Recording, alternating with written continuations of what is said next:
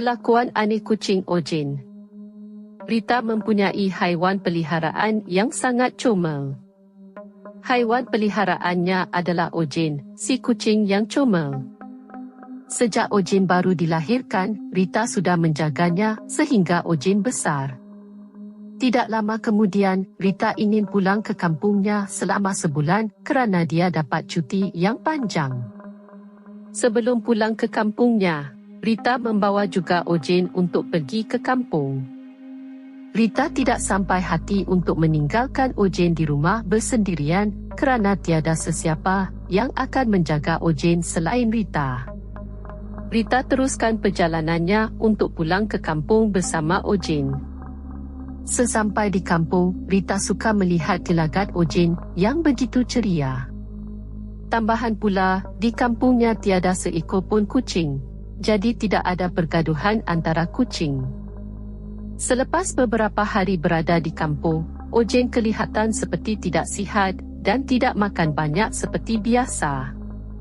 Tapi Rita cuba menyentuh hidung Ojen untuk memastikan Ojen demam atau tidak. Tetapi Rita dapati bahawa Ojen masih sihat seperti biasa. Pada malam itu, Rita dengan nyenyak tidur tiba-tiba terkejut mendengar suara kucing seperti ingin bergaduh. Ibunya Rita memanggil Rita supaya pergi melihat apa yang berlaku pada waktu malam sebegini. Rita keluar dan dia dapati Ojen sedang miau di hadapan pintu utama. Rita cuba untuk memanggil Ojennya tapi Ojen mengeong dan hanya berlega di hadapan pintu itu sahaja. Ojen seakan-akan ingin memberitahu ada sesuatu di luar rumahnya. Rita cuba mengintai di jendela, tapi dia tidak melihat apa-apa pun. Rita pergi mengambil Ojen dan membawa masuk ke dalam bilik untuk tidur bersama dengannya.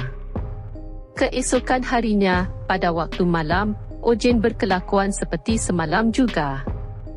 Rita dan ibunya tidak tahu nak buat apa dan tidak faham apa yang Ojen ingin beritahu. Rita memberitahu kepada ibunya bahawa Ojen semasa berada di rumah bersamanya tidak berkelakuan seperti ini dan Ojen hanya tidur sahaja pada waktu malam. Pada hari berikutnya, pada waktu malam juga, bunyi kucing bergaduh di dalam rumahnya. Rita dan ibunya pergi keluar bilik dan melihat keadaan di pintu utama dalam rumah. Mereka dapati Ojen sedang bergaduh dengan kucing hitam. Rita dengan segera pergi menghalau kucing hitam itu. Kucing hitam itu terus melompat ke arah jendela kaca dan pergi keluar. Rita dan ibunya berasa aneh kerana jendela rumahnya sudah ditutup rapat. Rita cuba pergi mendekati jendela dan dia dapati memang jendelanya sudah tertutup rapat. Kucing hitam itu seperti boleh menembusi kaca. Semasa Rita berada di jendela, dia dapati ada sosok seorang wanita yang berambut panjang yang berada jauh di hadapan rumahnya. Tiba-tiba, wanita itu terbang ke udara dan menghilang dalam kegelapan malam. Rita memberitahu kepada ibunya mengenai apa yang dia lihat. Terkejut ibunya dan mengheret tangan Rita masuk ke dalam bilik. Ibunya baru teringat peristiwa mengenai wanita itu pada zaman dahulu dan menceritakan kepada Rita. Ibunya memberitahu Rita dan dia pun dengar daripada mulut orang juga. Dipendekkan cerita, wanita itu memelihara kucing hitam dan lama-kelamaan kucing hitamnya mati. Kerana terlalu sedih dengan kematian kucingnya, dia menjadi gila dan memarahi orang yang membelah kucing di kawasannya. Akhirnya wanita itu meninggal dunia sambil memegang bangkai kucing hitamnya. Ibunya memberitahu Rita bahawa itu hanya cerita daripada mulut orang sahaja, tidak tahu betul atau tidak.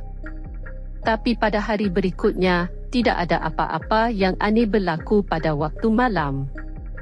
Rita dan ibunya tidur dengan lena pada tiap-tiap malam. Ojen tidak lagi mengeong pada waktu malam di hadapan pintu utama.